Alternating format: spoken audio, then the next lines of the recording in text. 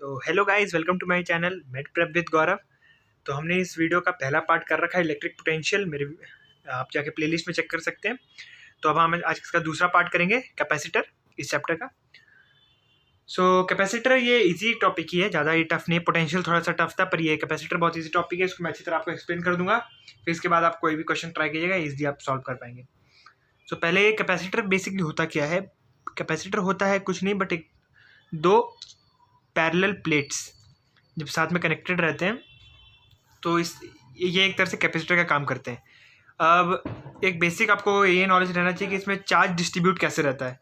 तो इसमें charge distribution रहता है आउटसाइड। मान लीजिए इसमें चार्ज है Q1 एंड इसमें चार्ज है Q2, तो टोटल डिस्ट्रीब्यूट होगा तो आउटसाइड की तरफ होगा Q1 plus Q2 divided by 2, और सेम इस तरफ भी आउटसाइड में होगा Q1 plus Q2 divided by 2, और इनसाइड में होगा जो कैपेसिटर मतलब जो प्लेट है उसका, यानी कि Q1 minus Q2 by 2, and इस साइड में प्लेट Q2 है, it means Q2 minus Q1 by 2।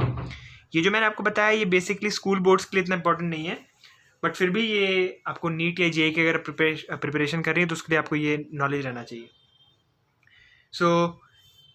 इतना पता रहना चाहिए। और एक चीज़ और आपको पता रहनी चाहिए कि हम कभी भी कैपेसिटर का जब यूज़ करते हैं तो हम लोग हमेशा एरिया ध्यान रखते हैं।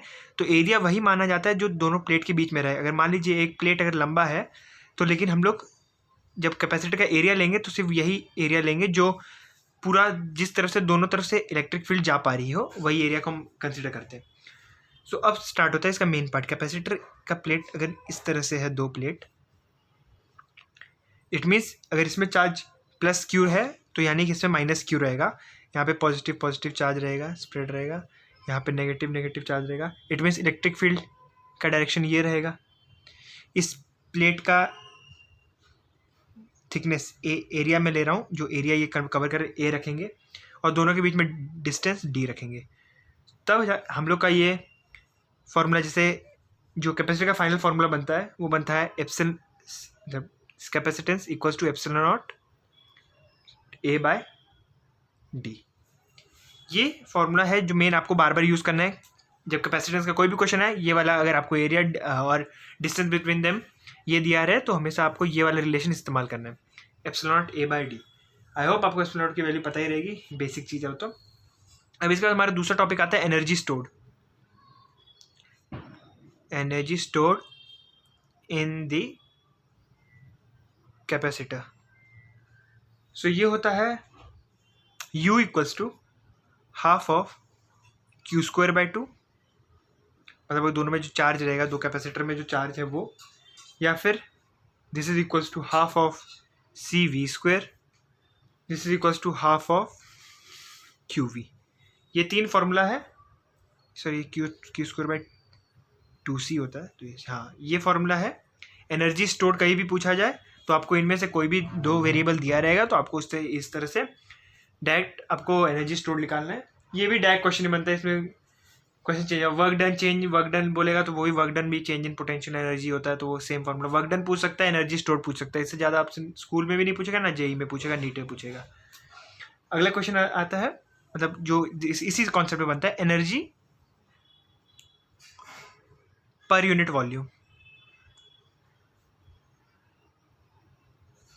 तो एनर्जी पर यूनिट के लिए एनर्जी का फॉर्मूला होता है हाफ CV स्क्वायर। C की वैल्यू हम epsilon not A by D डालेंगे। V की वैल्यू आपको ये तो पता रहेगा, हमने पिछले चैप्टर पढ़ा था, potential equals to E dot DR। V की वैल्यू अगर यहाँ पर डालेंगे, then half of epsilon not E square A into D, ये बनता है एनर्जी का फॉर्मूला। अब एनर्जी डिवाइडेड बाय वॉल्यूम जब हम करते हैं तो इसमें डिवाइडेड बाय वॉल्यूम, वॉल्यूम को हम A इंटू D लिख सकते हैं, तो हमारे पास सिंपली बचता है half of epsilon not E square. ये फॉर्मूला है एनर्जी बाय वॉल्यूम का। अगला कॉन्सेप्ट आता है force between two parallel plate capacitor. ये आपने फर्स्ट चैप्टर में पढ़ा होगा, तो F इक्वल्स टू EQ, ये आपने अपने फर्स्ट चैप्टर पढ़ा होगा। तो बस इसी में आप सिंपली सब्स्टिट्यूट कर देते हैं, तब आपको फाइनल मिलेगा फोर्स की value Q square by 2 epsilon not EA। मैं आपको डेरिवेशन इसलिए नहीं कर रहा हूँ कि डेरिवेशन स्कूल बोर्ड्स पे कराने के लिए वो टीचर्स स्कूल में दे देती हैं, और मेन जेईई नीट में हम लोग को फाइनली यही फॉर्मूला होता है जो डायरेक्टली पूछा जाता है, इसलिए उसमें हम लोग को उसके करने की जरूरत ही नहीं है, कोई भी डेरिवेशन करने की जरूरत ही नहीं है। मेन अब इसमें कॉन्सेप्ट यहाँ पे स्टार्ट होता है कॉम्बिनेशन। अब जब कॉम्बिनेशन अगर सीरीज रहे, इट मीन्स अगर कैपेसिटर सीरीज में कनेक्टेड रहे, मैं आपको डायग्राम दिखा देता हूँ ऐसे, इस तरह से अगर आपका कैपेसिटर है सीरीज में कनेक्टेड, ये है C1, C2, C3, C2, तो इसमें 2 पॉइंट याद रखना जरूरी है अगर क्वेश्चन सॉल्व करने के लिए कि सीरीज, जैसे हम लोग इलेक्ट्रिसिटी में पढ़ते हैं करंट सेम रहता था, 10th में पढ़ा होगा आपने, तो वैसे इसमें Q सेम रहता है, Q जो फ्लो कर रहा है वो सेम फ्लो करता है। सेकंड पॉइंट, आपने 10th में पढ़ा होगा पोटेंशियल यहाँ पे डिस्ट्रीब्यूट हो जाता है, पोटेंशियल डिफरेंस डिस्ट्रीब्यूट हो जाता है, वैसे ही यहाँ पे भी पोटेंशियल डिस्ट्रीब्यूट होता है, बट इसका जो फाइनल इक्विवेलेंट C इक्विवेलेंट का फॉर्मूला बनता है वो एकदम रेसिस्टेंट के ऑपोजिट है। जैसे उसमें जो पैरेलल का फॉर्मूला है वो यहाँ पे सीरीज में हो जाता है, तो हाफ ऑफ मतलब 1/CE is equals to 1/C1 plus 1/C2 plus 1/C3, ये फॉर्मूला आता है आपके सीरीज कॉम्बिनेशन में जब कैपेसिटर अटैच्ड हो। अगला जो कॉन्सेप्ट आता है जब वो पैरेलल में रहे। सो पैरेलल में जैसे हमने करंट में पढ़ा था, तो करंट में पैरेलल जब कोई भी जब 2 रेसिस्टेंस पैरेलल में कनेक्टेड रहते हैं तो उनमें V सेम रहता है। पहले डायग्राम बना देता हूँ पैरेलल का डायग्राम इस तरह से,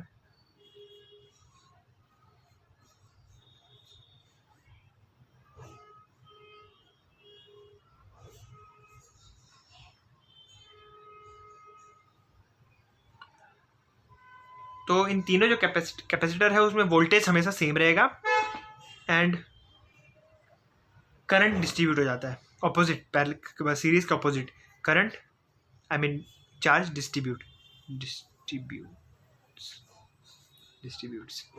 सो ये डिस्ट्रीब्यूट हो जाता है। और इसमें जो C इक्विवेलेंट का फॉर्मूला आता है C1 plus C2 plus C3, ये बेसिक फॉर्मूले हैं, ये भी इजी है, इससे क्वेश्चन भी डायरेक्ट बनते हैं। आपको पैरेलल दे देंगे, रेसिस्टेंस देंगे, बस आपको आइडेंटिफाई करना है कि जो सीरीज दिया वो पैरेलल में है, मतलब जो आपको कॉम्बिनेशन दिया पैरेलल है, सीरीज पैरेलल कॉम्बिनेशन, मतलब सीरीज पैरेलल कॉम्बिनेशन है, पैरेलल पैरेलल सीरीज, अलग अलग तरह कॉम्बिनेशन बनते हैं और उससे फिर ये क्वेश्चन यही फॉर्मूला इस्तेमाल होता है डायरेक्टली। बस आपको बेसिक नॉलेज रहना चाहिए, अगर कभी हो सकता है ये सब नॉलेज की भी जरूरत पड़ सकती है, पर ये बेसिक अगर आपको पता है तो आप ईजिली कोई भी क्वेश्चन कर सकते हैं। अगला कॉन्सेप्ट आता है व्हीटस्टोन ब्रिज का। अब व्हीटस्टोन ब्रिज आप नेक्स्ट चैप्टर करंट इलेक्ट्रिसिटी में पढ़ेंगे, पर इसमें भी हम लोग को मतलब यूज़ है उसका। तो व्हीटस्टोन ब्रिज एक तरह का सर्किट है, जब आपका सर्किट कभी 5 रेसिस्टर या 5 कैपेसिटर रहे एंड उसका डायग्राम इस तरह से बने, C5, C1, C2, C3, C4, C5। सो आपका जब भी इस तरह का डायग्राम बने एंड ये कनेक्टेड रहे वोल्ट से, तो इस तरह को हम व्हीटस्टोन कब बोलते हैं, if C1/C2 is equals to C3/C4। जब ये रिलेशन आपका फॉलो होता है, it means bridge is balanced, hence V at point, इस पॉइंट को मैं ले लेता हूँ R एंड इस पॉइंट को अगर मैं ले लूँ S, then V at point R is equals to V at point S। जब ये कंडीशन है, इट मीन्स अगर यहाँ का पोटेंशियल डिफरेंस कुछ है ही नहीं, इट मीन्स यहाँ पे जो करंट है वो फ्लो ही नहीं करेगा, यहाँ पे नो करंट। अब जब नो करंट है, ये एक तरह से एक नॉर्मल सर्किट बन गया, ये 2 पैरेलल बन गया, ये C1 रहेगा and it is directly connected to C3, the other one is C2 जो डायरेक्टली कनेक्टेड है C4 से। सो एक नॉर्मल पैरेलल, मतलब 2 पैरेलल में है एंड देन सीरीज में है, देन पैरेलल में कनेक्शन में ऐसा वाला बन जाता है एंड देन इसको इस तरह से इजीली सॉल्व किया जा सकता है। ये दोनों को अपना सीरीज कॉम्बिनेशन वाला फॉर्मूला लगा के एंड देन ये 2 जो आपको मिलेंगे वो पैरेलल कॉम्बिनेशन में करके इजीली ये कंप्लीट हो जाता है क्वेश्चन। इस तरह क्वेश्चन आपको बहुत मिलेंगे, क्योंकि व्हीटस्टोन ब्रिज ये हर एग्जामिनर का फेवरेट क्वेश्चन रहता है, इससे जानता है कि बच्चा कभी गलती कर सकता है इसको आगे पीछे, तो ये फेवरेट क्वेश्चन होता है और इससे क्वेश्चन आते ही हैं। अब अगला कॉन्सेप्ट है डाइलेक्ट्रिक। डाइलेक्ट्रिक होता है जब हम, डाइलेक्ट्रिक का डेफिनेशन मैक्सिमम सबको पता ही होगा, फिर भी अगर बोल देता हूँ, dielectric is an electric insulator unlike conductors, no loosely free electrons are, no loosely bond or free electrons are there. So when dielectric material is placed between the electric field, so it electric polarized each other. So if you are seeing this thing, ये अगर 2 आप capacitor, parallel plate capacitor देखें और अगर electric field ऐसे ऐसे flow कर रही थी, हमने अगर ये डाइलेक्ट्रिक डाल दिया, तो डाइलेक्ट्रिक डालने के बाद जो इलेक्ट्रिक फील्ड ऐसे थी वो मतलब अंदर में भी डाइलेक्ट्रिक उसको अपोज करने लगेगी, सो थोड़ी सी इलेक्ट्रिक फील्ड जो फाइनल इलेक्ट्रिक फील्ड है थोड़ी कम हो जाती है, इसलिए जो ई नेट, जो पहले वहाँ से ई नेट चल रहा था, that becomes E naught by के। हम के होता है इसका dielectric constant, so E naught by K ये हो गया इलेक्ट्रिक फील्ड। मतलब अंदर जो मान लीजिए बाहर जो थी वो ई नॉट इलेक्ट्रिक फील्ड फ्लो हो रही थी, एंड देन अंदर जो ई डैश इलेक्ट्रिक फील्ड फ्लो हो रही थी, क्योंकि अपोज करेगी ना, वो इलेक्ट्रिक फील्ड को अपोज करती है। पोलर इसका काम ही है डाइलेक्ट्रिक का इलेक्ट्रिक फील्ड अपोज करना, इससे कि कैपेसिटेंस बढ़ जाता है। इसका बाद में आप पढ़ेंगे, कैपेसिटेंस अभी मैं पढ़ाऊंगा। सो ई नॉट जो इस तरफ इलेक्ट्रिक फील्ड थी उसको अपोज करता है ई डैश। सो कितने से अपोज करता है? सो द फाइनल मतलब E naught minus E dash becomes E naught by K, ये है। इसको बोल सकते हैं E naught minus E dash becomes E naught by K, ये आपका फाइनल रह जाता है।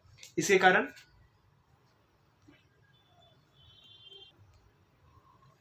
तो अगर जैसा अब इलेक्ट्रिक फील्ड हमारी ये है, तो आपने ये फॉर्मूला पढ़ा होगा, V equals to E dot D R, distance between this two. So V becomes epsilon naught E, मतलब E naught by K into D. मैंने आपको पहले स्टार्टिंग में बताना भूल गया, पर कैपेसिटेंस का दो फॉर्मूला होता है, एक epsilon naught A by D और C equals to Q by V. मैं इसको पीछे भी लिख देता हूँ, मैं यहाँ भूल गया था। C equals to Q by V, ये मेनली हम लोग हमेशा यूज करेंगे, ऑलवेज यूज्ड। मैं बताना भूल गया था, सॉरी। सो इसके बाद हम E इक्वल्स टू सी, सो यहाँ पे C की वैल्यू हम निकालेंगे। अगर इसका कैपेसिटेंस हम लोग को डाइलेक्ट्रिक डालने से कैपेसिटेंस देखिए, हमने देखा पहले इलेक्ट्रिक फील्ड में क्या फ़र्क पड़ा, वोल्टेज में तो ये फ़र्क पड़ा। Then C equals to Q by V, so Q by V, V क्या हो गया ई नॉट